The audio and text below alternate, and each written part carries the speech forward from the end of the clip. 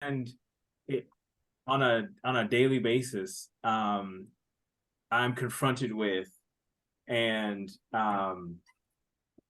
and I was introduced to this idea by through a podcast actually called The Green Dreamer, where um, I heard this person, Professor Vanessa Andriotti, speaking about her work, and she presented this concept that I couldn't stop thinking about, which was composting shit. And talking about how we can't hope for a future that is better than the present until we build the capacity to deal with what is happening in our present together as a collective.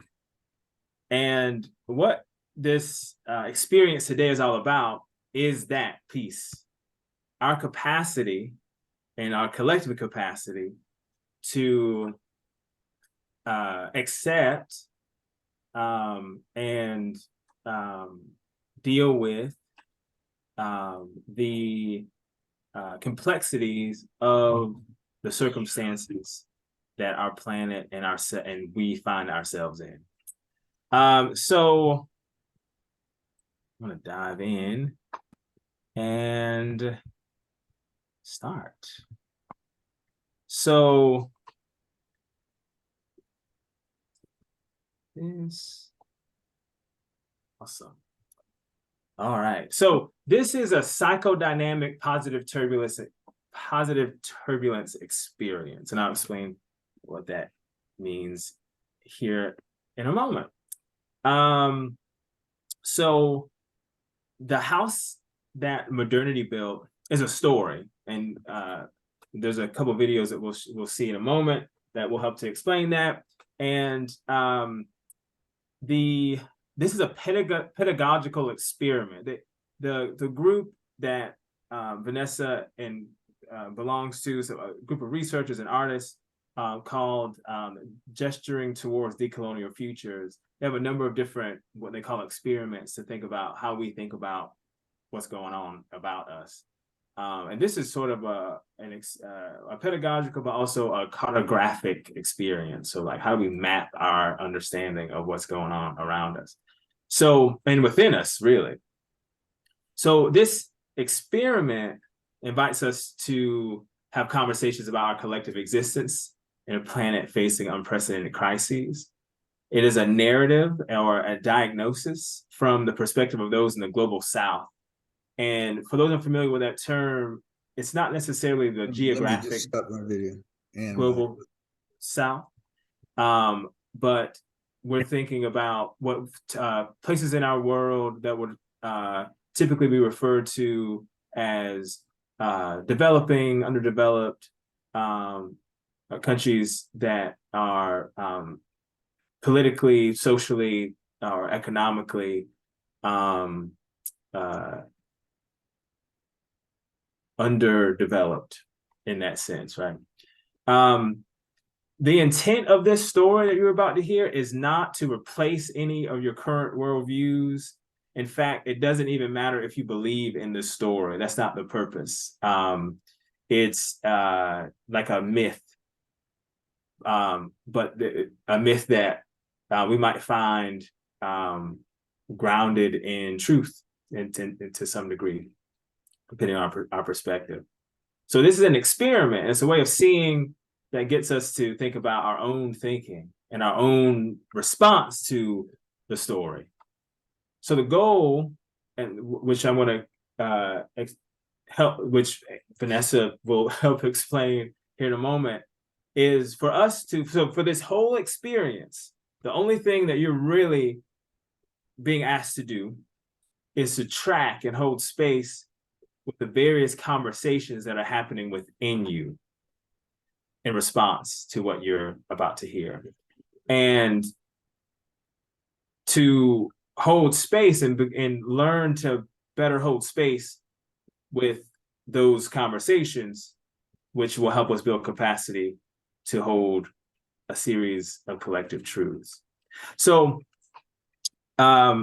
I'm going to let Vanessa explain this analogy. So the way that we're going to do this idea of how do we hold these conversations, gesturing towards decolonial futures uses the bus within us as a methodology for us to think about that. So I'm going to share that with you all, and we'll pause to see if there's any questions after we begin. So here is the bus within us methodology.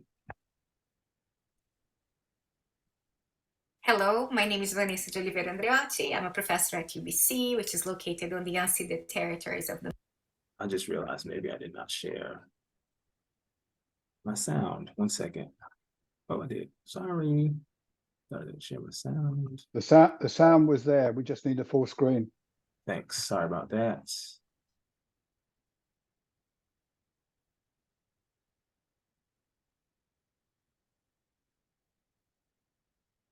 Hello, my name is Vanessa de Oliveira Andreotti. I'm a professor at UBC, which is located on the unceded territories of the Musqueam people.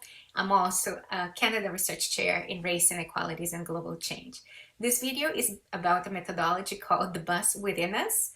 This is a methodology that is used to create spaces for conversations where we can hold space for complexities, for uncertainties, for a plurality of perspectives, for complicities in harm, for paradoxes, in ways that we don't feel irritated, overwhelmed, or immobilized.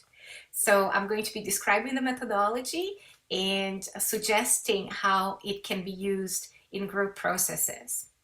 So the first thing to know about this methodology is that it invites you to imagine that there's a bus of people within you. There are different decks of this bus, but in the first deck, the most basic deck, there are passengers and a driver, and these passengers represent lots of things that have happened in your life. And perhaps they also have your parents and grandparents and people who are significant to you inside this bus. And there are people at the front of the bus, in the middle of the bus, and at the back of the bus. People in front of the bus you know very well. People in the middle speak only rarely.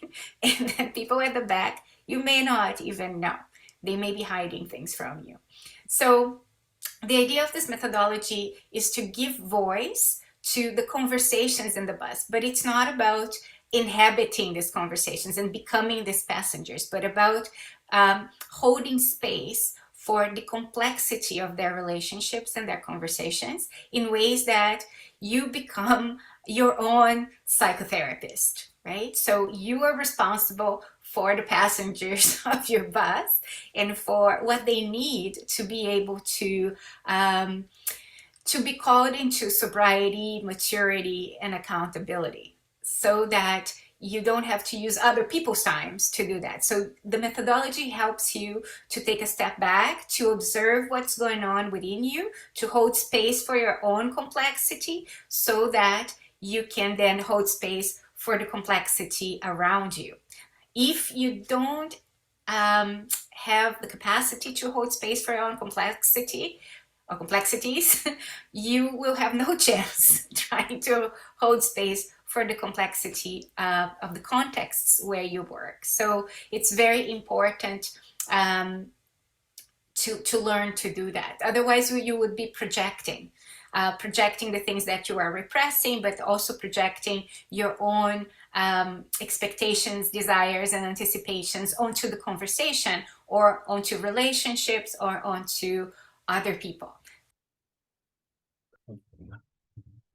All right, I'm going to stop sharing for a moment. Anybody have any questions about that methodology? Michael, there was a phrase that she used. I missed the middle one.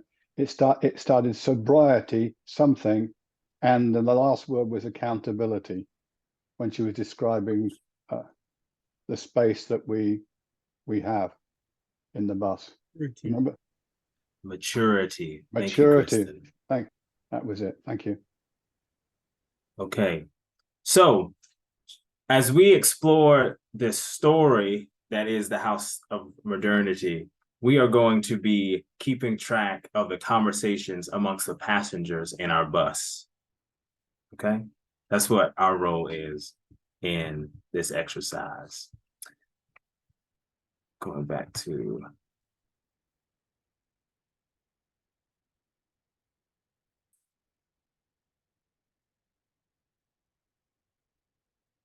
all right. Okay, so all right. So, and we're gonna listen to the story. I invite you to have a notebook or a sheet of paper or something and a pen to gather your thoughts and take notes along the way. And remember, the notes are really about the voices or the conversations happening within you, the feelings, the emotions, not to get wrapped up in it, right? Remember, we don't have to believe the story. We don't have to agree with the story. We're just really thinking about what's coming up for us. So keeping track in your notes of what's conversations are being held on the bus, which passengers are more vocal than others, like who's up front, who may be in the middle, and who's in the back. Are there some things that you notice where some passengers are being stubborn or quiet or excited, dismissive, intrigued, confused, what have you? What do you notice happening in your body?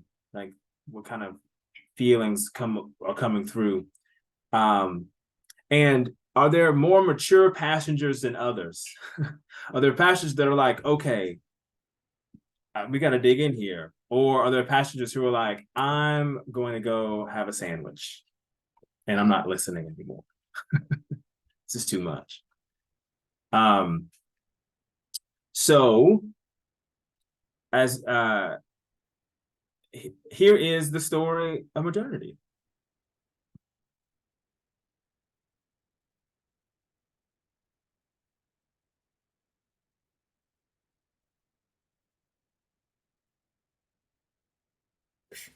So today I've been asked to tell you a story. It's the story of the House of Modernity. And this story was created from the literature of post-colonial, decolonial, critical race studies, and indigenous studies, but also in workshops with indigenous communities in Latin America. So it was a double effort. And as a story, it is not meant to describe something accurately. Indigenous stories are told to move things in us, to draw our attention to certain aspects of things, to paradoxes, to complexities, in ways that make us relate very differently to language. That's why it's presented as a story. We also talk about it as a social cartography, as a creative social cartography that is post-representational, that is not meant to offer a normative theory of anything, but it is meant to create different kinds of conversations that are difficult without relationships falling apart. So the version of the story of the House of Modernity I'm going to tell you today starts with the frame where there's a house that is sitting on a planet, and the house exceeds the limits of the planet. The foundation of the house is the foundation of separability, the separation between humans and the rest of nature. We're also nature, but we like that separation.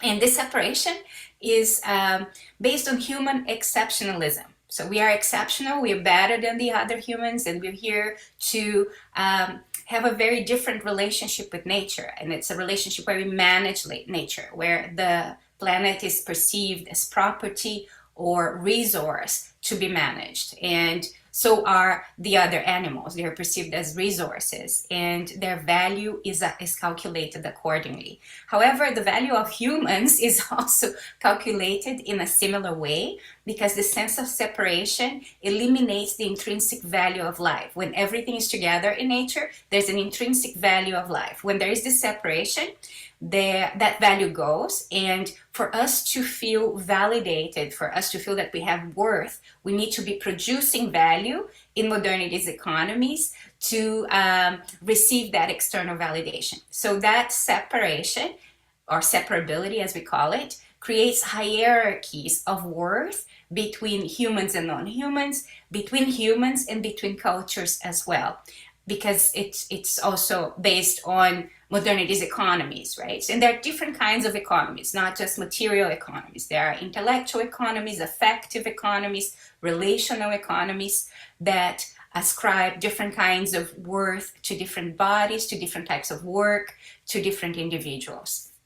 The house has two carrying walls. The first carrying wall is the carrying wall of the nation state. The nation states promises securities and belonging, but in a very constructed way. So especially if you're thinking about Canada, Canada is a settler state. So the occupation of indigenous lands is what enables Canada. And there are many other examples where we can see that the modern nation state is an institution that was created to protect property, not necessarily people. And we have examples from critical race theory, for example, that show that the protection of people has only happened like through granting of civil rights, labor rights, or even human rights, when these rights for people were convergent with the rights of capital. When it was useful for the protection of property to protect people, there was interest convergence, and then the nation state says yes. When that convergence is not there, the state will tend to protect capital over people. So this is one of the things that is interesting to discuss, because we generally think about governments for the people, by the people. We vote for people to be there representing us, but we forget that historically and systemically, this may work very differently. So in the story of modernity, the nation state is one of the carrying walls, and it's a carrying wall that protects property over anything else. And the next carrying wall is the carrying wall of universal reason. Universal reason is the idea that we can describe reality objectively in order to be able to control it and to engineer a perfect society. But in doing so, in making definitions that are universal, we also eliminate other possibilities of understanding reality. We create a single story of progress, development, and human evolution, with certain people heading humanity and other people falling behind, or following those who are heading or dragging behind. So discourses about science, development, progress are all embedded, are all tiles in that wall, and they delegitimize other possibilities for understanding the world and relating to the world and being in the world, other ways of knowing and being, in a way that creates what Boaventura de Souza Santos calls epistemicides, right? It kills the possibilities of other forms of knowledge. It looks at the people who hold these forms of knowledge as inferior to those who abide by the single story, and it renders their livelihoods impossible. So this kind of epistemicides are necessary for genocides and ecocides to happen. So when we delegitimize a group's way of understanding and being in the world, we are also delegitimizing the ways that they live, and then justifying domination or elimination through this logic.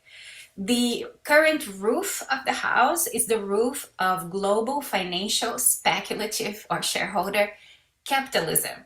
And many people have referred to this form of capitalism as destructive capitalism, because it bets on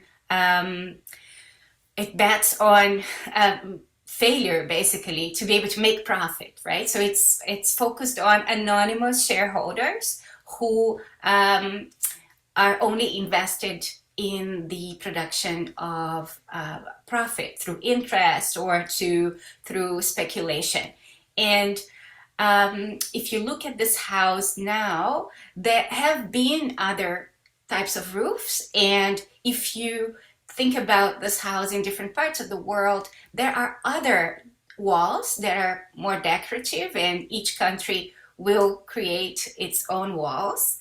But the structural part of the house today in most places remains the same. And I think the first frame is drawing attention to the idea that the planet is becoming too small for this house. So the house exceeds the limits of the planet, and we will probably have to face the consequences of that. The second frame is the frame of hidden costs. So inside of the house, you see unsustainable growth and overconsumption. Unsustainable growth refers to the idea that exponential growth in the finite planet is unsustainable. Overconsumption is this way of being where our mode of engagement with the world is through consumption, but not just of stuff, but also of relationships, of knowledge, of experiences, of people. And it tries to problematize that. So inside the house, you have unsustainable growth and overconsumption. And then you have two arrows. One arrow bringing what the house would say are resources from the planet into the house. So it's the arrow of expropriation. And another arrow going from the house to the planet as waste disposal. And then in the planet, what you see is destitution, dispossession, genocides, and ecocides. So the house, what this frame tries to show is that the house is subsidized and maintained by violence. It was created on the backs of people and planet, and the violence of this construction is not something that is visibilized, that is rendered visible within the house. So what else can be said about this frame?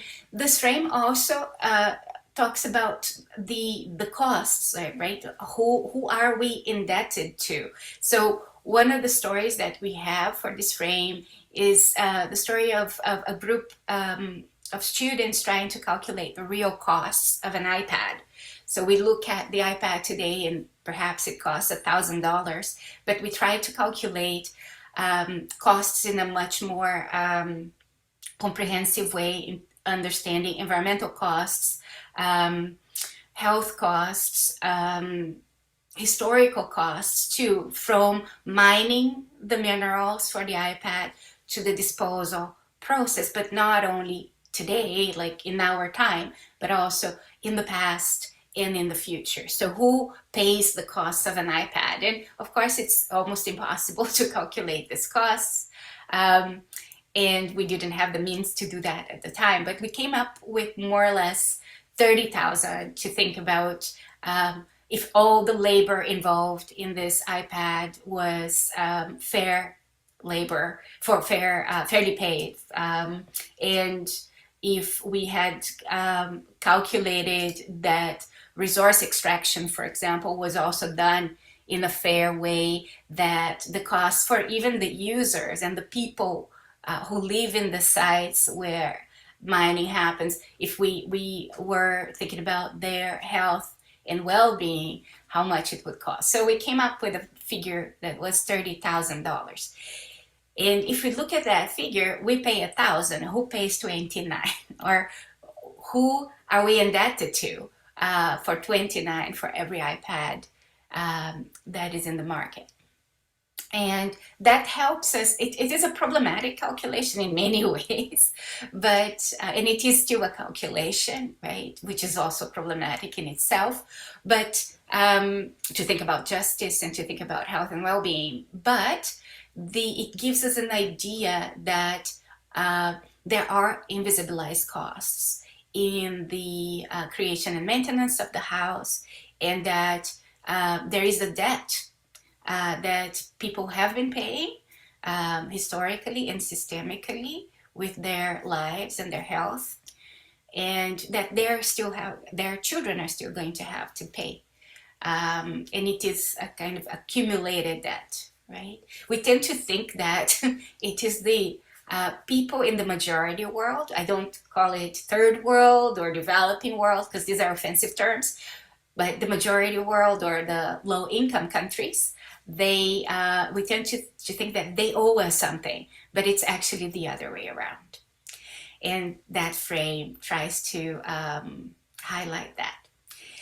The third frame Before we go on to the third frame, I want to pause here to give you a few moments to jot down some ideas if you haven't already, and to just gather some of those voices, those conversations that are happening. Maybe take some notes. I'm sure so many of you are taking notes along the way, but just wanted to give a slight pause here to give folks a few moments to jot down some ideas. So we'll wait about 30 seconds.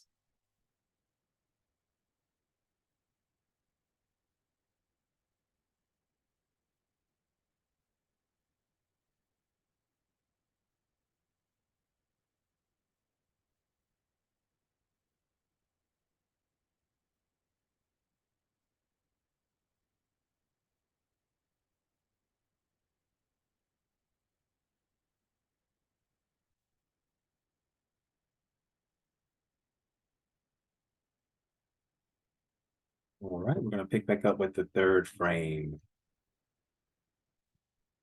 Is about floors. So you have, we're playing here with global north and global south, these ideas of global north and global south, which are ideas that I use in my work as well. So inside the house, we have the north of the north as the penthouse. And these are people who have had their financial security and privileges secured for a long time. Then there is the north of the south and the stairs of social mobility in the middle. So these are people who are committed to establishing their financial security and privileges for a long time, following the lead of the north of the north. And then there's the south of the south, the south of the north, which is the basement of the house, where people who are not invested in social mobility create their communities. They are not invested in social mobilities, but they are the ones who sustain the stairs. So they are going to be the people who do the cleaning up, the cooking, the caring for the children of the people who are invested in the social mobility ladder. And then in the planet, we have the south of the south, and also almost drowning in the sewage that is placed on the south of the south by the house. And these are people who are either defending other ways of existing in the world, or having their livelihoods destroyed by the cost of the house, right?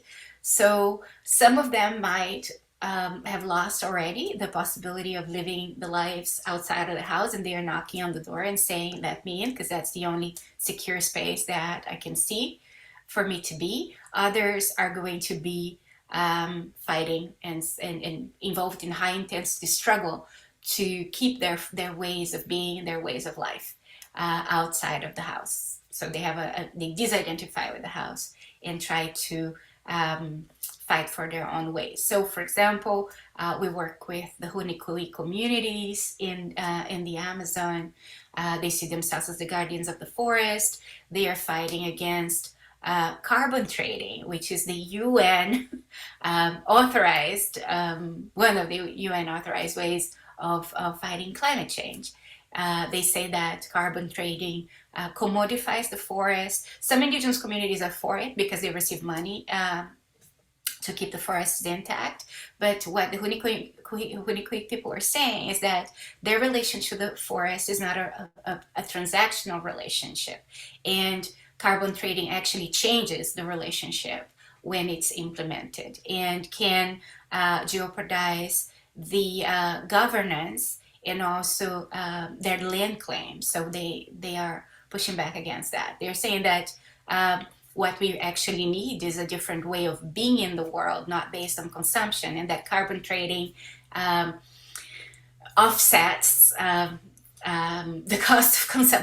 By claiming it offsets the cost of consumption, it actually is increasing consumption, which is bad for the forest. So this is an example of how the south of the south fighting for something that is different from the house.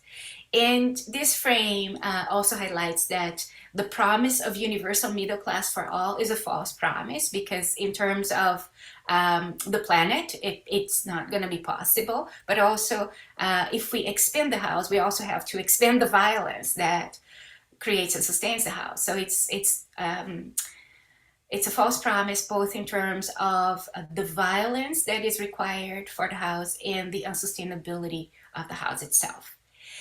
The next frame, which is the fourth frame, is the frame where the house is cracking. So you have there climate change or climate crisis, economic instability, the cancellation of rights, precarity, populism, and structural damage in the roof. And then you have inside of the house socioeconomic, political, ecological, and mental health crisis, and in the planet now completely filled with the sewage, violent conflict, mass and forced migration. And underneath the house, you see fix it, expand it, build another house, live without a house, find more planets to live, like Elon Musk wants to do. So here we arrive at the question of how do we reckon with all the human wrongs that have happened so far, and by learning the lessons from the mistakes of the past, how do we figure out what to do today and how to make only new mistakes in the future? What do we do with this house? How can we learn from this house? How can we be taught by the house itself? When we created this image, we were not yet in the pandemic. This image was created 2 or 3 years ago, but we're thinking about how the pandemic itself changes the story, and a new version will come up later this year. Now, in the next row, we're going to skip the reasoning of the house, and we're going to go to the 3 other frames of the house that you see at the bottom, and then we'll do the reasoning last.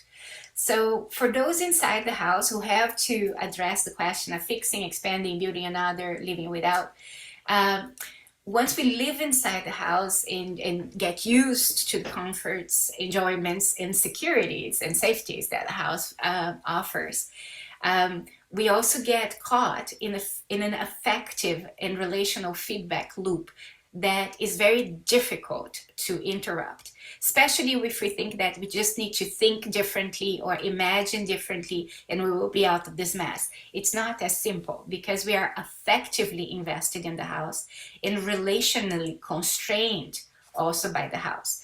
So the first frame of the house at the bottom talks about how the house creates and harnesses fears. So for example, the fear of scarcity. The house promises that it's going to address that fear for you. So it first fuels the fears and then gives you a promise that I will address that. So the fear of scarcity then becomes, in the next frame, a desire, a compensatory desire for accumulation within the house. And then this compensatory desire for accumulation becomes a perceived entitlement for ownership, for property ownership. And the same happens with other fears, desires, and entitlements. For example, the fear of uncertainty becomes a desire for certainty, that then becomes a perceived entitlement for stability. Fear of chaos becomes a desire for control, that then become a perceived entitlement for order, and so on. Auspice the house. We need to one arrow bringing what the house would say are resources from the planet into the house, so it keep their ways of being, their ways of life. Not yet in the pandemic. Desire for accumulation within the house, and then this compensatory desire for accumulation becomes a perceived entitlement for ownership, for property ownership. And the same happens with other fears, desires, and entitlements. For example, the fear of uncertainty becomes a desire for certainty, that then becomes a perceived entitlement for stability. Fear of chaos becomes a desire for control, that then become a perceived entitlement for order, and so on and so forth. So our fears of loss, pain, death are all harnessed by the house, then they become desires for us to stay within the house, and then entitlements for us to protect the house and safeguard the house. And this is extremely difficult to interrupt. And as the house starts to fall apart, you will see that as people start to protect those entitlements, we might see an increase of violence, a lot of polarization, and things that, like what we saw over the weekend, and in terms of seeing people going to protests and others taking up arms to protect property. So this is an example of how this feedback loop operates and how difficult it is to interrupt it. So we're going to go back to the reasoning of the house, which is the box with a little body underneath it. We call it box head. And box head is the kind of parameters of thinking and intelligibility that we see within the house. And you will see inside box head the maxim, I think, therefore I am, but there's also, I say, therefore it is, I own, therefore I rule, I lead, therefore you follow, I arbitrate, therefore you comply, and I rock, therefore you suck. And around it, around the box, you will see lots of big words like dialectical, utility maximizing, logocentric, evolutionary, Cartesian, teleological, anthropocentric, and allochronic. These are types of thinking. These are grammars of thinking that are necessary. If you don't think in that way, you're not going to be intelligible. What you say is not going to be imaginable within the house. So it's very difficult to also shift patterns of thinking, because there is a grammar of language that you need to use to be intelligible within the house. For example, I'll take two of those words. Utility maximizing, it's the way of speaking where what you say has to have something in it for the person who you are saying it to. So people are only going to engage in the movement if there's something related to their self-interest. And then we think that this is universal, but this is not universal. This is a particular way of thinking that we have been socialized to, and we've become comfortable with, and that we've been rewarded for, that then becomes very difficult to interrupt. It's going to be painful to interrupt this and to see that there are other ways of relating and imagining and sensing and reasoning about things.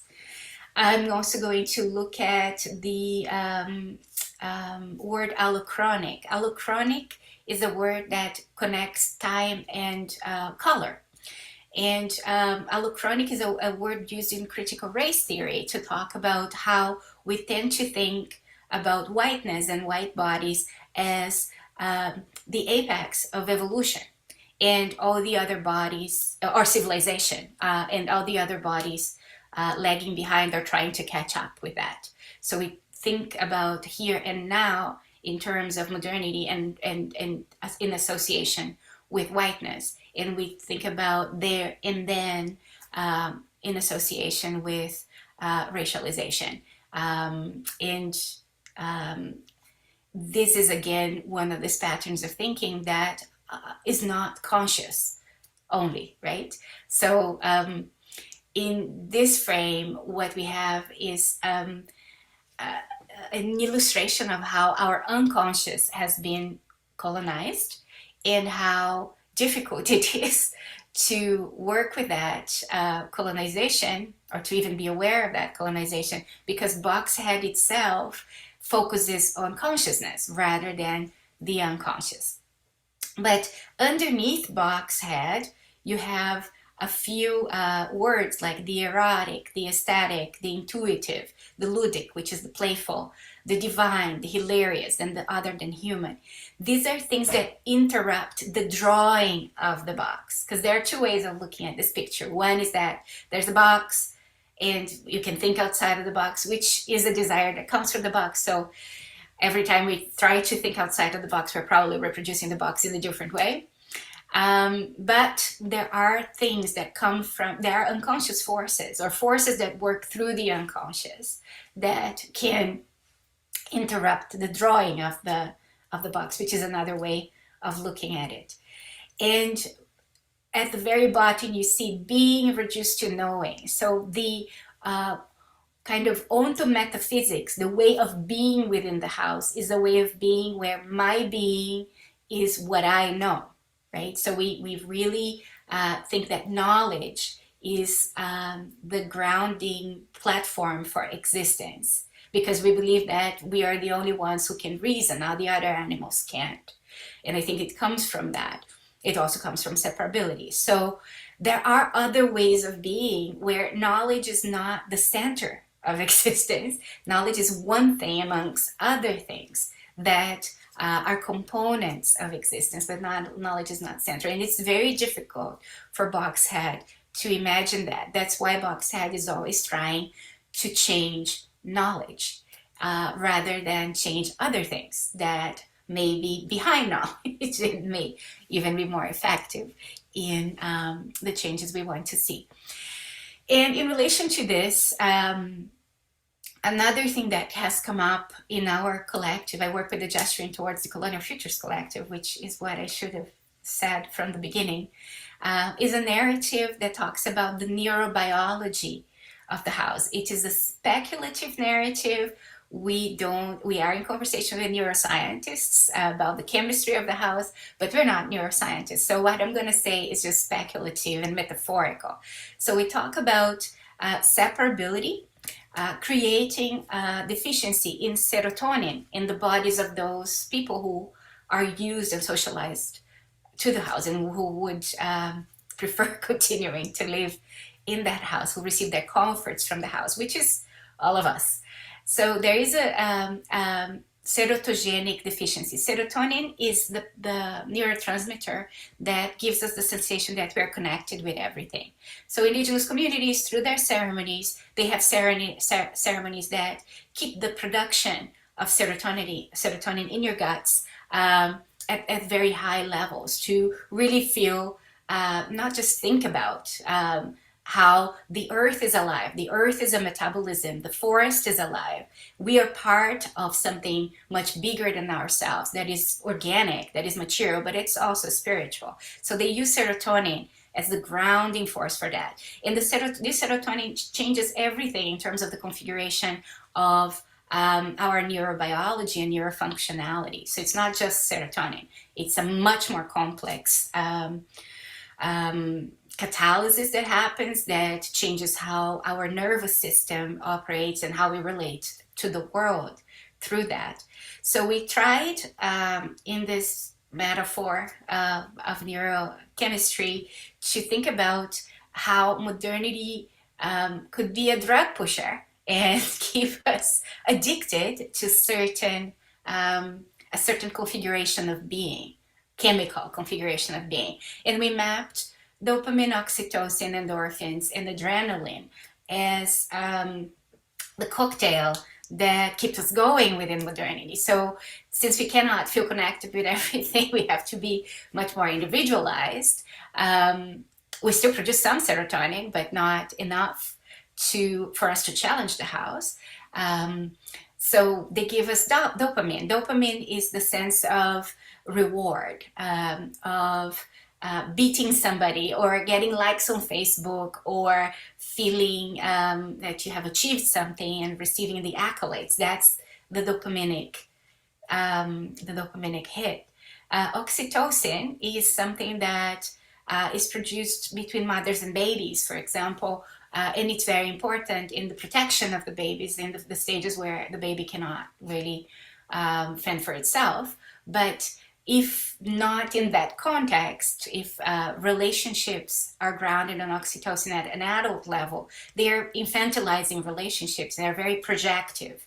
So you would, and very transactional, you would relate to somebody as long as this person validates you in the way that you want to be seen. And if that person doesn't do that, you'll go and you discard that person and look for somebody else. So if our relationships are grounded just on oxytocin, they are not grown-up relationships. They are relationships where we consume other people and we project a lot on what this relationship should be. We're not really engaged in the hard work that is to grow up together, basically. Endorphins are the body's opioids, right? So that's pain, it's for pain relief. And if we get that kind of addiction, it works like opioid addiction too, because the threshold that you need to feel a little bit better to not feel pain is higher. So within modernity, we already relate to pain in a very different way. Like the idea of well-being within modernity is that you have to be pain-free to feel well. And that's not the idea of other societies either. They have a very different relationship with pain. There's a very good book called Towards Scarring Your Soul, Our Soul Wound, that talks about that I would recommend. But if we are dependent on endorphins to numb to pain all the time, and if you're afraid of pain or terrorized by it or haunted by it, we are going to be building this threshold. And it may also work as, for example, when we call something out in a critique, something that was invisibilized and it becomes visible. You might get a hit of endorphin, like, oh, thank God, like this pain that I feel now has become visible. However, if it becomes a pattern, you're going to be calling out a lot of things just to feel that relief, right? And that can then affect other things. It can fragment communities, especially communities of Black, Indigenous, and racialized people. So you see that pattern of outrage for relief operating sometimes in these communities. And adrenaline is the neurotransmitter of that combines there and fear. And it's also the neurotransmitter of transgression. So when transgression, when you're probably tired of being numbed, you want to feel alive, it's adrenaline that you're going to seek, right? And sometimes putting yourself at risk, sometimes just through outrage against other communities, but adrenaline then combined with dopamine or combined with oxytocin or endorphin, it will create different scenarios for how you may want to feel alive within the house of modernity. And we use this to talk about what we're missing out. So there are many other neurochemical configurations that Indigenous people have been using and trying, and there are probably many other ones we haven't even discovered yet, that we call these things exiled capacities. So the capacities that have been exiled by the house, and they are not just thinking capacities, they are neurobiological, they are neurochemical and neurofunctional. So there are. All right. So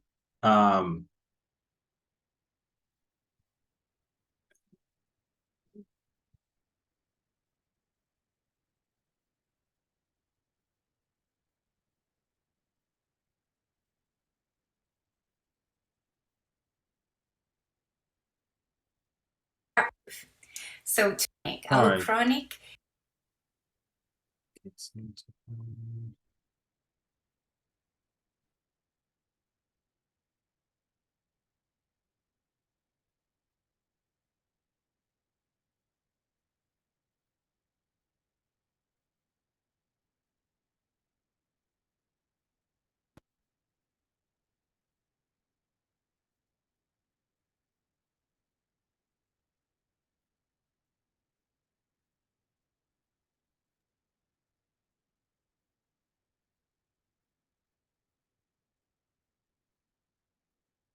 Michael, I know you want to transition into some conversation and breakouts. I do have the prompts I could paste into the chat if that's helpful. Yeah, I'm for some reason not able to find those, like, my controls. So I don't know if anybody can help me stop sharing.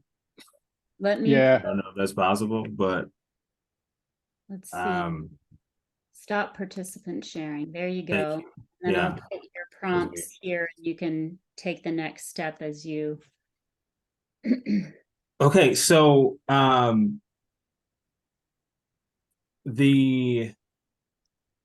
gonna transition into breakout rooms, and with your group mates, we're gonna have a conversation about what was going on your bus, what conversations were coming through for you, and remember, the idea again isn't to say that any of these conversations are good or bad, the right ones to be had. It's again, how does this perspective, this narrative, what comes up for us, and again, our capacity to hold our own complexity, to engage with the complexity of the moment, but also other people's complexity in relationship to this narrative. Okay. So you'll have about 20 minutes to discuss in your groups, and then we will come back to the main room to download some of the discussions that were had in your breakouts. Any questions before we go out into the breakouts?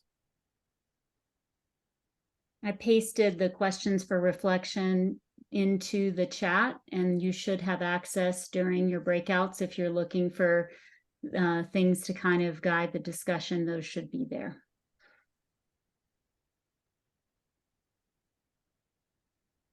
So Megan, I think we're ready to go into breakouts, and you should find 3 or 4 folks in the room with you. Danielle, I haven't gotten it yet, but the questions, I'm sure they'll pop up. Yeah, usually it pops up pretty quickly, but I didn't see it yet. Discuss with your group mates. You don't see that to everyone. I sent it at 2:58. Is it an email or is it in the chat? No, in the chat. Okay, maybe it's not loading. I'm sure someone else in my group will have it. Thank you.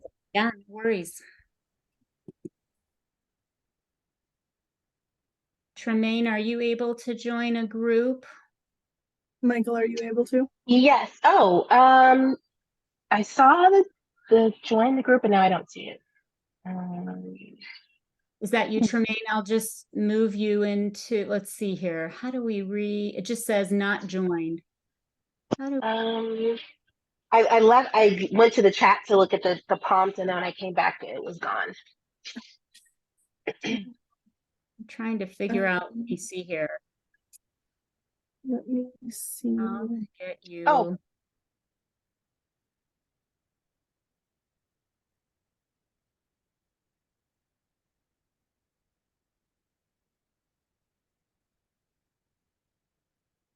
Good. All right. 10 minutes from now, we give them a warning. Yes. Okay, in 10 minutes, they have 10 minutes. We'll just pause recording here.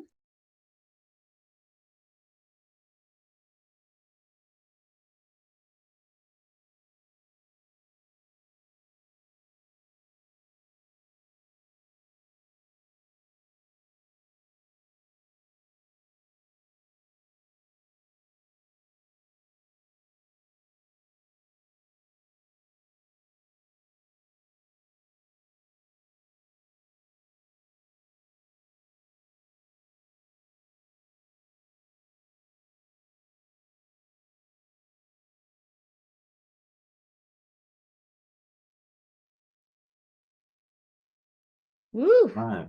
Well, that was easy. Welcome back, everyone. We'll see some people still coming in. So I just wanted to hold space here for a few minutes to capture some of the conversations that you all had in your small groups, and if not necessarily like a summary of what was discussed, even if it's just you sharing what was coming up for you on your bus, that's fine. If you can't hold all of what other people were sharing, I don't want people to feel like they need to be a spokesperson for their group, right? But just sharing some ideas so that we can all be in community around what was coming up for us as we explored the house of modernity. I'll start with one point.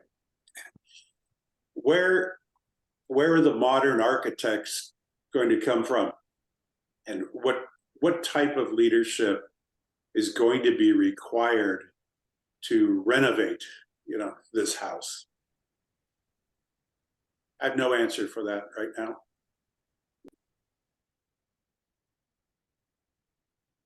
I was in Dave's group, and I'll just extend a little bit and say, at least I, if not some others in my group, are curious if the house can be renovated, or if this is we need to just tear it all down and rebuild the thing. The evolutionary approach versus the revolutionary approach, and I'm not sure which one it's going to take. One's definitely more painful than the other.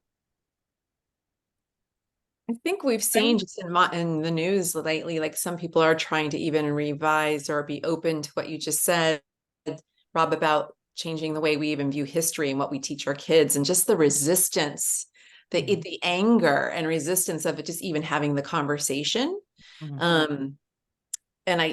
So that is what you just brought up. I'm not as hopeful that we can remodel the house, because look at the resistance that we've seen with just trying to revamp history, right? Constantly updating our history books, and just the outrage that we've seen, to even have the conversation. Yeah. I thought it was really interesting. I really liked this idea of the practice of noticing who's reacting as you're watching something. I thought that was a super interesting dimension. I mean, we could have just watched this video, right? And we would have had plenty of things to say about it, but we were asked to watch ourselves watching it. And I really liked that idea that we can have all these different reactions going on, and that we can maybe have some self-awareness about those reactions. And that then I think that what I'm sort of assuming about this is that the idea is that might make room for conversation that's less polarized. If we can say, well, there's a part of myself that sees this, and maybe there's a part of myself that sees something else. So it's not like all in on one idea or something. So I like the kind of spaciousness that I think can be created by that practice. And I really appreciate that, Michael. And that's something that I would like to continue to work with.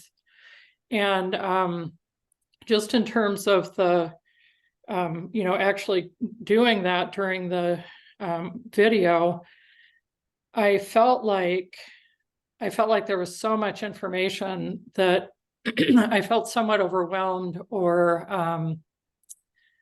I feel like this often when I am, as we all are all the time dealing with these subjects, it's like, it's just so big, like, how do you even begin to think about what's a concrete step or something? Anyway, but mostly, Michael, I just want to say I really appreciate the bus metaphor and sort of modality and practice.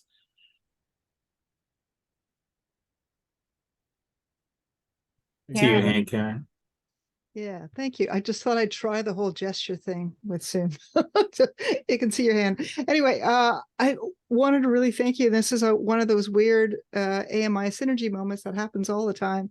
Saturday is National Day of Truth and Reconciliation in Canada. So this, the timeliness of this conversation speaking about decolonization is remarkably timely and super reflective for me. So thank you. That's all I want to say. Just thank you for that. That was cool and wild and neat and all the things.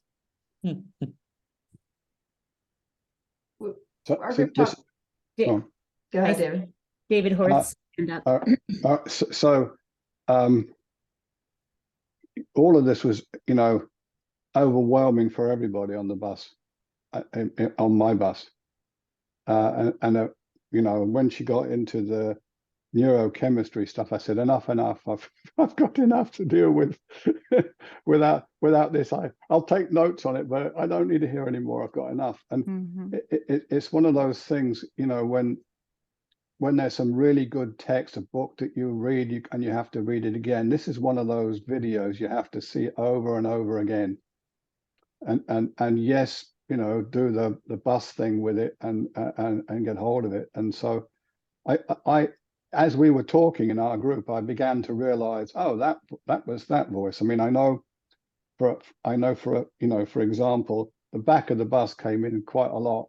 You know how the back of the bus doesn't make a lot of sense, and they're playing around, and they probably, in my case, they're very emotional. And so, I was am I that dumb? I don't know that word. Things like that would happen. But then I think the driver, the one that was there most was the driver. But I also realized the driver was biased, because I really liked the metaphor, and it sort of reinforced my own thinking, but took it to another level.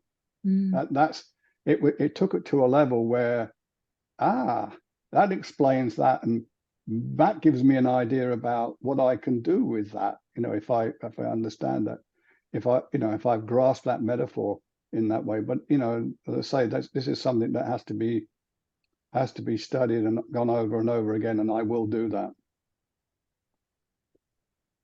Jennifer, I see you came into the chat, but I think you had your hand up.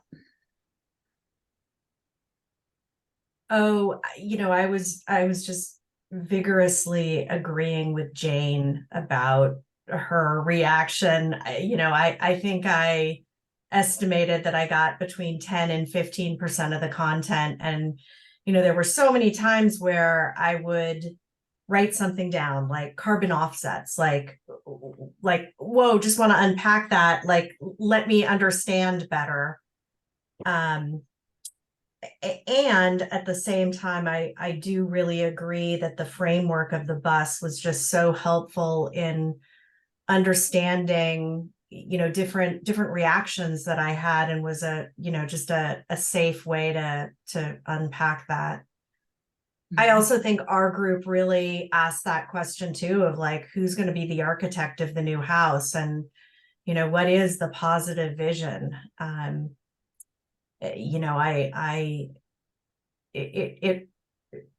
So left asking that question, and the less mature part of me that was in the back of the bus was like, man, this is just so overwhelming. It's easy for me to tune out, and and yet these are such important questions. So how do I tune in as an individual, and how can this message be crafted so that more people are tuning in? And I think part of that is a message of hope. What is the hope here? I would love to see that in a future iteration. Jennifer, I would love to build quickly on what you said, and then John, just reflecting on the last couple of comments, invite you to talk about fast and slow and the dog, and you know what I'm talking about. But in terms of hope, it was really interesting for me to explore the words that I was writing down when I noticed my passengers. And the first word I wrote down was ache. And I wrote ache, and I'm curious, Ellen, about your, ways of thinking about pain. But I wrote ache, and then I wrote, a number of things that had to do with sadness or concern or feeling guilt. And then all of a sudden there was Boxhead. And under Boxhead's body were some words which are very familiar to this community: improv, intuition, art. I can't remember what those words were, but to me, they're the words of a group that embraces creativity, right? I thought about Andrew's magic. I thought about John's song. I thought about how we disrupt established patterns because we honor what's beneath the box head. And I felt hope all of a sudden in the story in that moment. And it was so helpful because I felt like AMI and the work that we do as creativity folks does in some ways sit in some of those spaces of intuition, which gave me hope. But John, please talk about the fast and slow and the dog on the bus. Some of you may know, I think it's the author's last name is Kahneman, a book entitled Thinking Fast and Slow. And the content of of the video that we saw was so rich. It's of the type that I want to process slow, that I need to process slowly. And yet it was coming at me like a torrent. And in that way, I felt like the puppy dog whose the head is on the outside of the bus, just drinking in all of the sense and taste of the air and everything else. He's completely fascinated and in ecstasy and just waiting for everything to pour through. And I felt like that because I was fascinated by what was being said. Some of it, of course, every one of us is familiar with, but it was being organized in such an excellent way that I just wanted to take it in like that puppy dog. And I had no desire to turn around from that and look at what was happening in the bus, which was to say inside of me, other than the joy of being overwhelmed by the content. So on some level, there was a little bit of dissonance, but it was only with regard to the speed with which I could process things and then examine what was going on inside of me. David. Yeah, I everything that everyone said. And right at the end of our breakout, I was sharing something that we were talking about hope and despair and things like that. And something that to me felt hopeful was that it was framing how we tend to think about the world and the constructs that sort of drive and hold us back. But there was an idea of that there are certain capacities that have been exiled by the house. And in some ways, Danielle, I relate that to those words in the bottom of the reasoning frame. You know, what are those capacities that we've lost and that could be solutions for the future? And so for me, that was a hopeful kind of thing.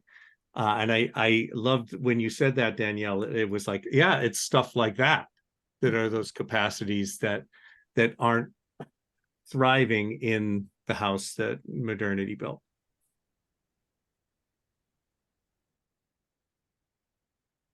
I have one more from our group. One of the things that the speaker said that I really loved was that there are other ways of being where knowledge is not the center.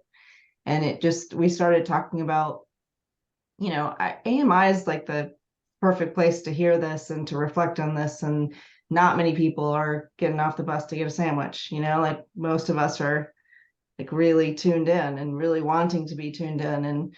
And we were just kind of reflecting on that topic in particular. And Mary shared, it isn't about the adding of the knowing. And I think that that's really powerful for me because I do put so much value on knowledge and intellect, and it's probably why I like AMI so much, because I put that value there. But there's so many people out there who would go get a sandwich when they heard this, but they're going to help, and so not putting so much value on that knowledge part of it or the intellectuals of this, but putting the value elsewhere, I think would really help me personally. What was the quote again? It isn't about the value of the knowing. She said there are other ways of being where knowledge is not the center, and Mary added on to that by saying it isn't about the adding of the knowing. Also mentioned that being was reduced to knowing. Mm. Mm. Mm. Wow. So I'm so grateful for you all receiving this offering. This is something that I as I said at the start, am working with on a daily basis, and I'm really grateful to share it with you all. And as I was talking with Danielle before this, I was like, I don't know how this is gonna land. And I was nervous, and I'm really grateful for you all's participation and being who you are, because I knew was a part of me. There were passengers on my bus that were nervous, where there were passengers that were completely trusting that this was the exact group of folks that I wanted to share these ideas with. So thank you all so much. And I saw some folks asking as well about the book that she mentioned, and it's called Towards Scarring Our Collective Soul Wound. Put a link in the chat for some more information about that. So thank you all so very much. I'll turn it over Michael, to... where'd you run into her? Sorry? How did you run into her? I heard on a podcast called The Green Dreamer. I'll actually drop the link to that episode in the chat as well. And I actually got to have a conversation with her a few weeks ago, which was like meeting like my intellectual hero. It was really, really humbling. She's amazing. And so yeah, but yeah, the podcast Green Dreamer, which has a lot of really amazing content. I will drop it in the chat. Thanks for asking. Thank you. Michael, I'm sorry, I was rushing to get here on time. Can you just repeat maybe what brought you to this work? I mean, what resonated with you that created a vibration for us that you just couldn't hold yourself back from? Yeah, so I heard her on a podcast, Vanessa Andreotti, and what I told folks at the start was the concept of composting shit resonated with me. I never heard anybody talk about dealing with the problems of the present in that way.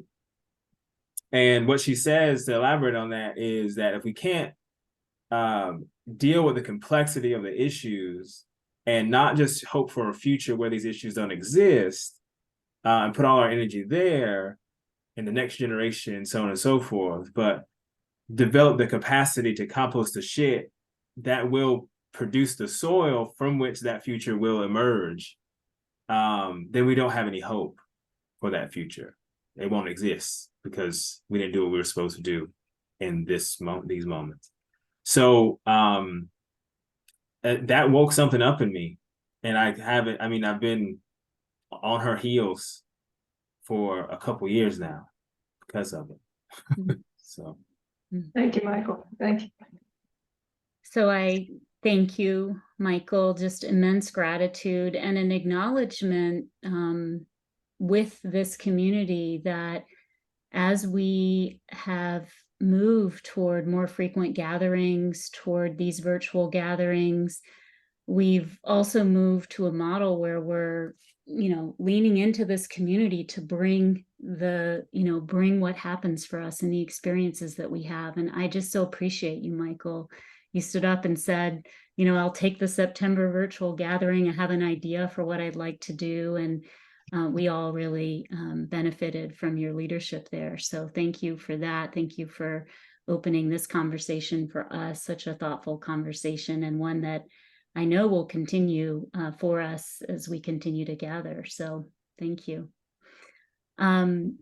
We do have 2 BBWIs, also a way in which our community shapes the experience that we have. And I want to just very quickly set up for those so that we have time to experience those. So you should be seeing the setup here.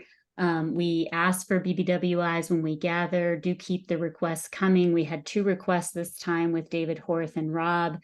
We only do 10-minute cycles when we gather virtually. We lend a bit more time when we're in person because we have more time. But giving about 7 minutes to present, and then some blue slipping. And all of you know by now, blue slipping in the virtual sphere looks a little different, entering straight into the chat, 1 idea per chat.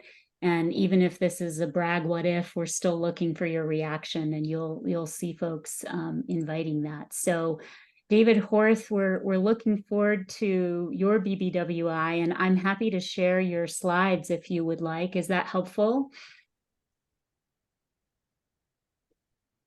Oops, I can't hear you because you're on mute. Yes, because I'm on mute. Yes, it would be helpful, yeah. Okay, And I know that the slides and the contents of the slides are way over 10 minutes. So there's going to be times when I'm actually talking very fast, or excerpting, or even skipping slides. Okay, you just tell me where to go. So No, we're with you. The first thing I should talk to you about is that I do this presentation as co-chair of the Beloved Community Commission at the church I'm part of in Greensboro, North Carolina. Next slide. So this is actually a mixture of brag, beg, and what if. And I actually start with a what if. So next slide. And you saw the term that I used just now, beloved community. And I'd like people to just type in chat, and I'll be moving on pretty quickly after this for a couple of minutes. What the heck does beloved community mean to you? What connections does that make for you? Just type your responses to that.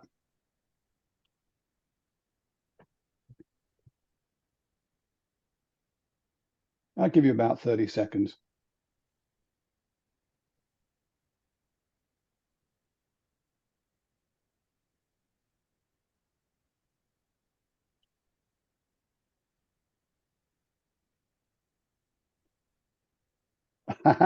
Yeah, someone's got the connection already. Okay, Daniel, let's move forward.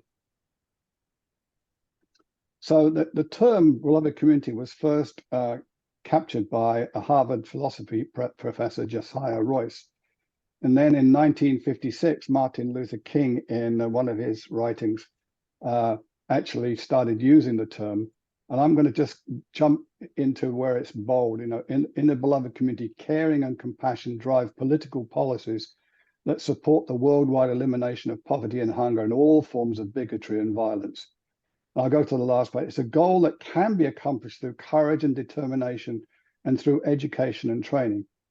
I think you'll note, by the way, what I'm presenting is an example of something that is challenging the house that modernity built. And you'll see examples of that as we go forward. Next. So we know that here's at least one day when some of the things that modernity built started in 1452, where the papal bull from Pope Nicholas V decided that people who weren't white and European were not necessarily needed to be treated like human beings. And so it talks about invade, search out, capture, and vanquish, and subdue all Saracens and pagans whatsoever, and other enemies of Christ wheresoever placed, and their kingdoms, lands, possessions, etc., and reduce these persons to perpetual slavery. 1452. Right? And so the church that I know is behind a lot of the problems. And of course, this led to what's known as a doctrine of discovery. If you want to see more about that, there's a great video on YouTube called We the People, and it gets into that in a lot of depth. And of course, it also led to this whole notion of manifest identity. God created this space for us white people, basically. And that happens, primarily in the States, but it also happens in other parts of the world next. And so a brief history, talk about brief. The first slave ship arrived in Virginia in 1619, and 1620, the Pilgrims landed at Plymouth, and they interpreted their landing as God clearing the way for us Christians. And I'll jump forward over the years. The church, and that includes all Christian churches and some others as well, in particular the Episcopal Church, owned, bought, and sold slaves. And post the Civil War, Jim Crow laws became slavery by another name. Jump forward a little bit more. Brown versus the Board of Education in Topeka, Kansas, which actually introduced the idea that we needed to integrate our schools. We know that the civil rights movements of the 50s and 60s, that then going to my church, 1991, the General Convention of the Episcopal Church formed a commission to dismantle racism. But it wasn't until 2006 that the Episcopal Church started acknowledging its own involvement in support of slavery. And go another 14 years, and my church decided they wanted to do something about this. And that eventually led to a commission, a task force triggered by the murder of George Floyd. And in 2021, the commission appointed me as co-chair of the Beloved Community Commission here in our church. Next slide. I'm just going to say after the first words, there's a lot more in this as well, but we developed a mission statement that was like fairly obvious to me. The Commission of Holy Trinity Church puts into action our baptismal vows to seek and serve Christ in all persons, loving our neighbors as ourselves, and to strive for justice and peace among all people, respecting the dignity of every human being. I can go a lot further than that, but you know, you can sort of quick get a glance at this, and people can have copies of this slide if they need them as well. Next slide. I'm trying to get through this. So this is one of the things we're up against. And I'm going to get you to type into chat. When you're sort of talking to people who may not have been informed, or you remember the speaker talked about things being in our unconscious. We don't know that we don't know things that we're at. We don't know that we're privileged people, for example, and that we're privileged on as a result of, you know, people like, you know, Black people who built this country, and other people who aren't white that actually built this country, and we've got privileges as associated with that. And so they're locked into this house where the unconscious doesn't realize things about, you know, racism. And so another way of talking about the Beloved Community Commission that I'm co-chair of, it's basically an anti-racist commission. That's what its work is. And so if you can see the sort of reactions that people have when you start saying it, you know, this one that really drives me nuts is I'm colorblind. That is an insult. You need to recognize that people are different from you and have different cultures to you. You can't say that without offending people who don't look like you. This other one at the top, some of my best friends are colored. If you can just type into chat, and I'll move on as well, anything that you've heard, which kind of portrays the sort of things I am up against in my own church. You know, we know that once it was declared that we wanted to do something about racism in our particular church, we lost quite a few members of our church. And that will continue as well, probably. So, however, we're starting to find people, in particular younger people, who want to be part of our church. So type into chat anything that you might have, any phrases that you might have heard. Right, it's a lot better than it used to be, yeah. Yep. So keep on typing, and I'll move on. So what we've done today in 2022 is when we really started doing work, and what we did was we focused on education, and so we brought some keynote speakers into between Sunday services. We brought people into studying movies like Selma and Just Mercy. A group of us went to Montgomery and Selma in Atlanta to look at some of the things that happened in 1960. If you ever want to watch the movie Selma, you'll get a few. One of the things about Selma is, by the way, the rest of the world might have moved on, but you talk to people in Selma and it's still like it was. Then we've had a local pilgrimage in Dr. Linda Brown, one of the people who's on the commission with me, author and poet, and she was actually in the Woolworth sit-ins, so she knows what it's like to actually be an activist at, you know, the highest level. But she's been leading peace pilgrimages where she takes people through the stories, poetry, and spirituals from enslaved Black people, and then we do a walk around Greensboro to look at some of the key sites. We start with the polio hospital, where the women who were involved in the sit-in were actually incarcerated and jammed into that.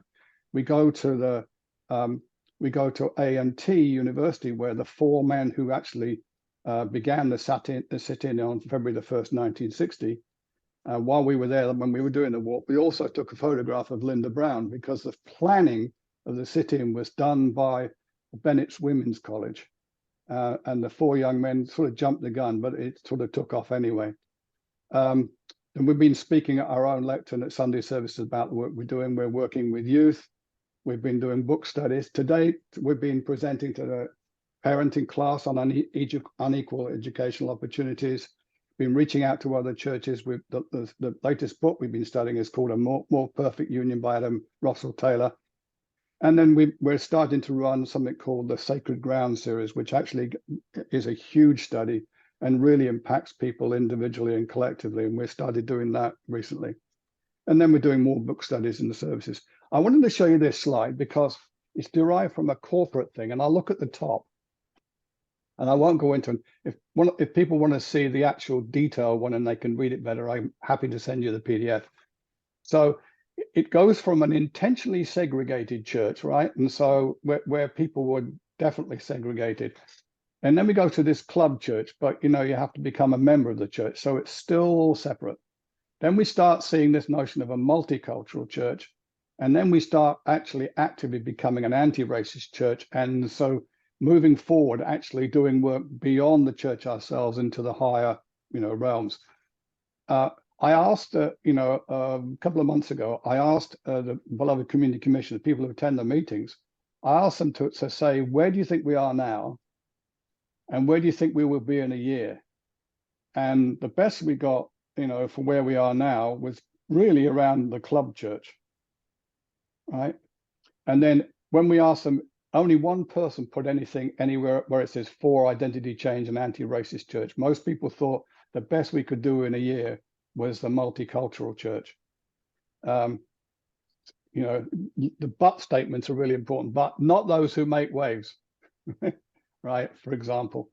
And so there's a lot of work to be done. And so we move to the next slide. So you've seen what we've done so far, and I think I've got through it in about 6 or 7 minutes. And now your thoughts about what else can we do?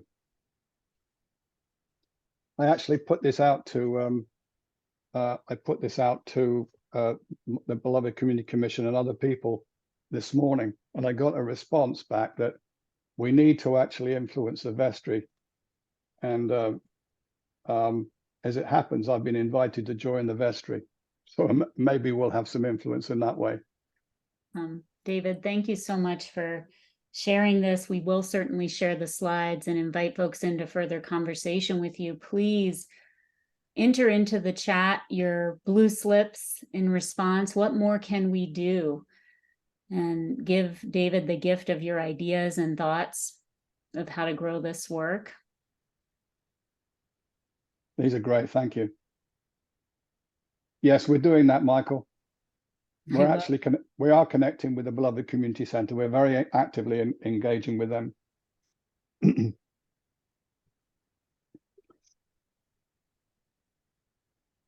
Wonderful. Keep your ideas rolling in here for David, and I'm going to stop screen sharing. And in the time that we have, Rob, I know it's 5 minutes shorter than we'd hoped. But want to invite you to do your BBWI, and I'm hoping that folks can stay a little after the hour and even into the hospitality suite, so we have the time with you as well. Thanks, everybody. Thank you a lot. Thank you so much, David. Thanks, Amazing David. work. Time is an illusion. I can fit 10 minutes into 4 minutes, no problem. You're amazing. Thank you, David, and thank you, Rob. So I'll give a quick presentation. I'll just cut to the chase since some of you may need to leave. We are going to have a couple of events, part of the ecosystem project on October 18th and 19th. I've invited some of you for sure, but if you're interested in what you see or hear, everyone is invited to participate. So that's the in case you have to go thing. Let me go through this. And if we think both about our positive turbulence experience and David's experience with the church, I think they're both great examples of the struggles that I've been up against in my administrative and consulting career.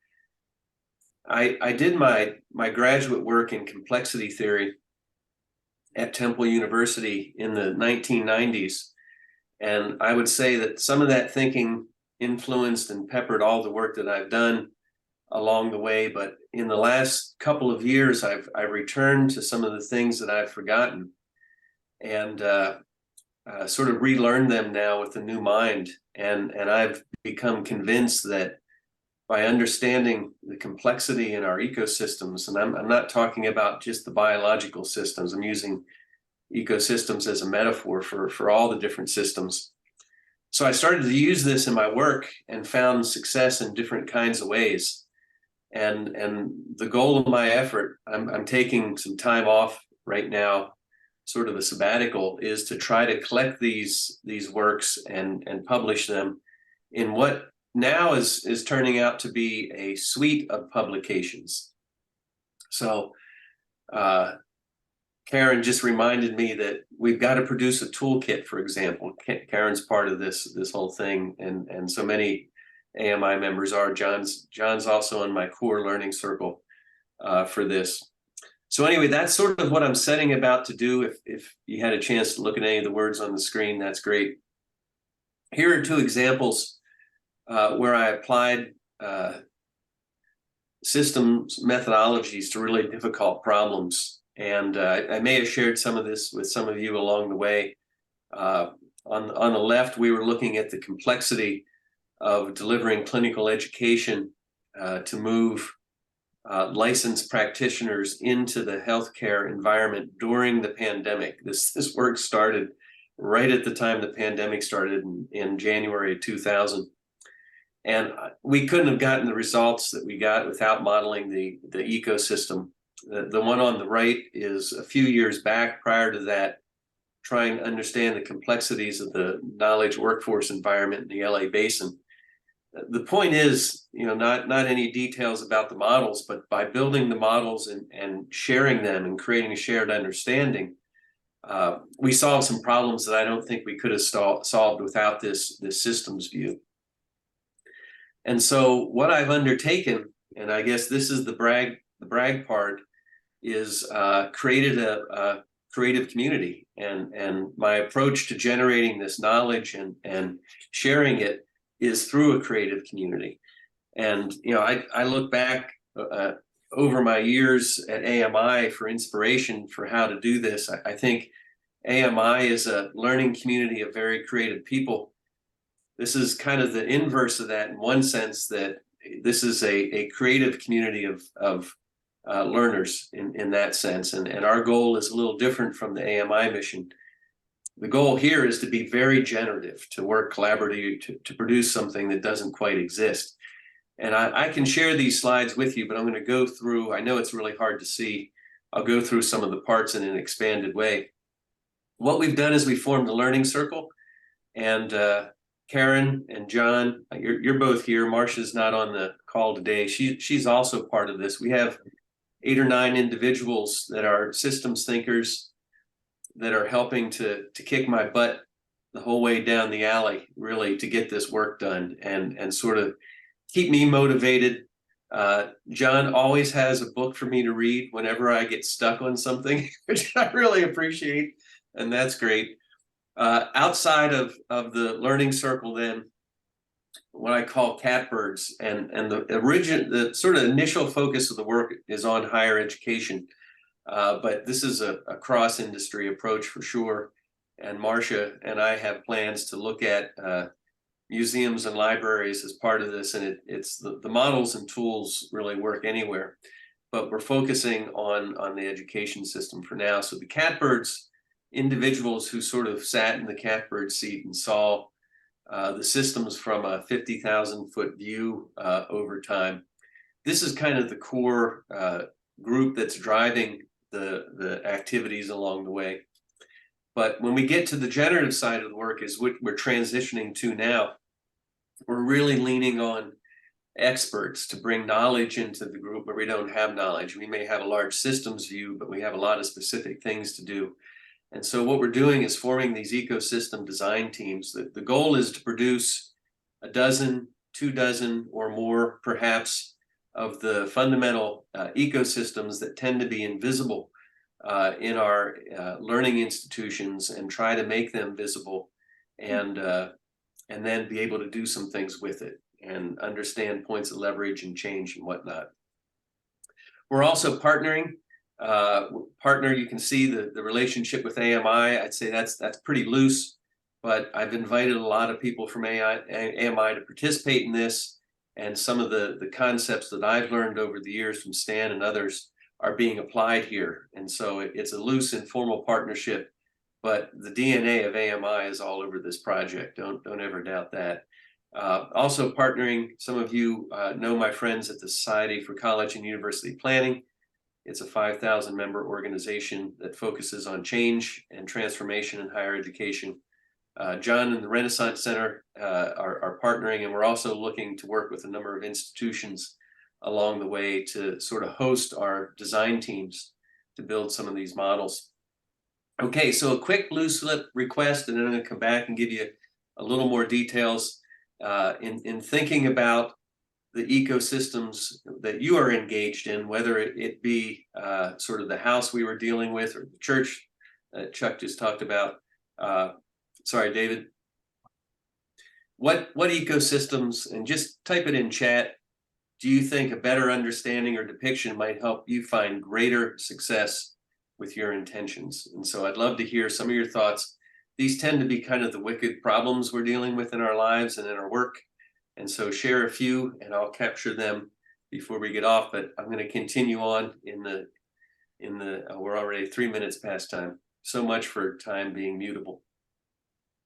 So there's really 4 areas. These are all potential ecosystems that we're dealing with. And if you have an opportunity to join us on October 18th or 19th, those sessions will repeat. We're going to really dive into this and manipulate and shift and change this. So it's going to be part ideation, part reflection, those sessions coming up. Both sessions are about the same, so we're going to iterate it, but focusing on which of the ecosystems within these sort of 4 quadrants of the different kinds of dynamics. The learner dynamics focused on the learner, experience dynamics focused on the things that they do, institution dynamics focused on how we manage and orchestrate the systems from an institutional perspective. And then an interesting area which hasn't come up in the research that I've been doing very often, knowledge dynamics, where the mission of an organization is to preserve, teach, and generate new knowledge around a certain number of topics or disciplines. So this is kind of the constellation that we're working with. If you've got your phone, you should be able to take a shot of that QR code there and go to the project homepage on my website to figure it out. But here's my bag. If you're interested and have the opportunity, try to attend one of these 2 sessions. If you continue to be interested, you'll be invited to one of the design teams. If that's interesting to you, if you have an institution that you work at or connected to who might benefit from this work, we're going to be doing a lot of this stuff fee-free because it's exploratory. It's sort of reciprocal relationship where we'll be generating content knowledge for an organization, and at the same time then using that to publish the learnings in the book. So there's the dates and times for the sessions. You can email me if I haven't already invited you. You can read more about the project, or you could sign up if you're interested in about every 6 or 8 weeks. I'll send irregular updates about where we're going, but importantly, extend invitations to join design teams. And like I said, if it would be interesting for you to host or to get engaged in this, if it's fascinating, or if you'd like to apply some of the learning to other settings, this is like AMI and a very open community, and people can come and go as they please, but it's also generative. So we're trying to create something that we can share with others. That's it. I took a little bit over time, but I'll pause for any reactions and quickly turn it back over to Danielle to take us to hospitality.